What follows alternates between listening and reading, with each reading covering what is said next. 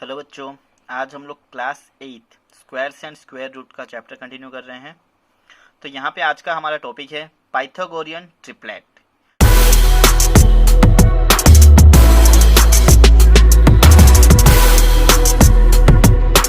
Pythagorean triplet जानने से पहले हम थोड़ा पाइथागोरस थ्योरम को रिवाइज कर लेते हैं, जो आपका 7th क्लास में भी था। तो पाइथागोरस थ्योरम होता क्या है?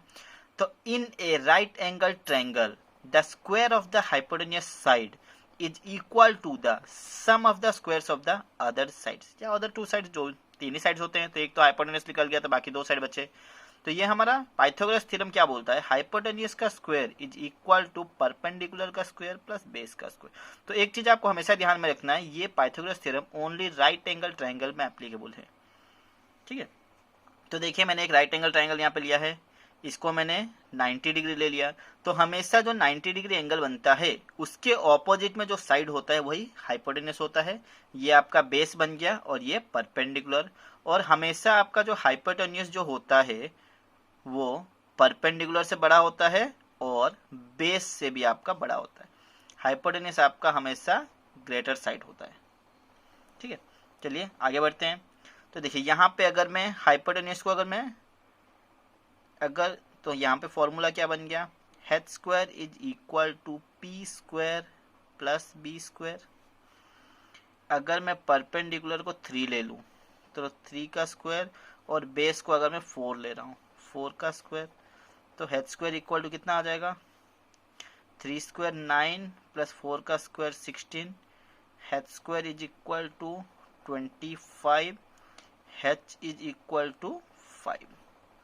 एच कितना बन गया आपका? 5 बन गया। तो यही जो था, देखिए यहाँ पे जो हमारा हाइपोटेन्यूस कितना है? 5 है। परपेंडिकुलर कितना था? 3। बेस कितना था? 4। तो यही तीनों को हम लोग बोलते हैं पाइथागोरियन ट्रिपलेट।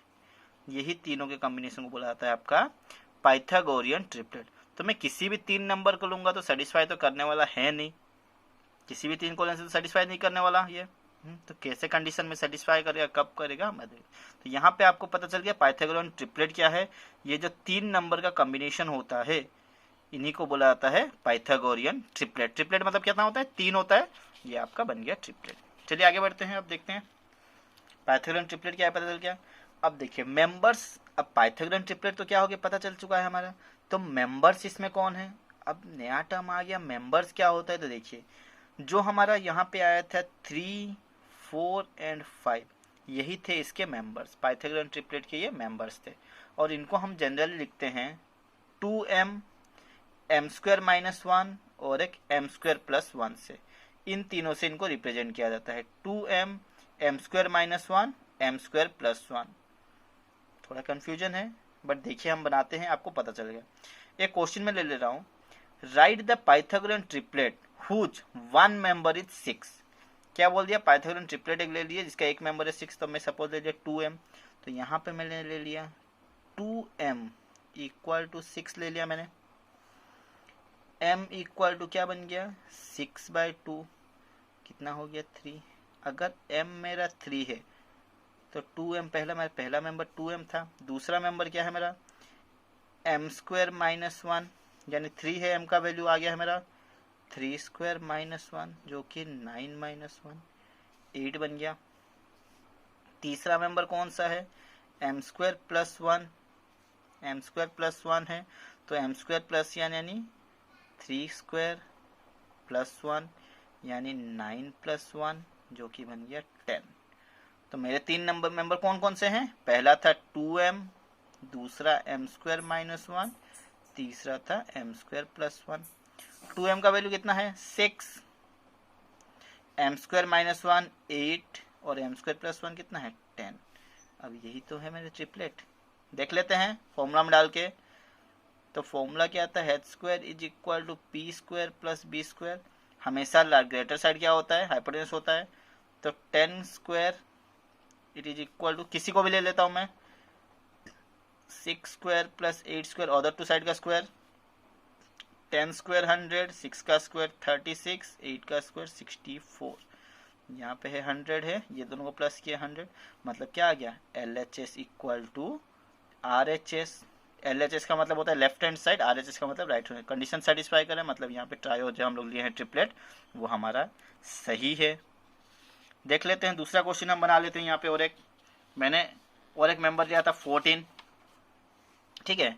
तो क्या हो गया मेरा, 3 ठो मेंबर हैं, एक है 2m, दूसरा है m² - 1 और तीसरा होता है m²+1। m² - 1 है एक, m² + 1 एक है।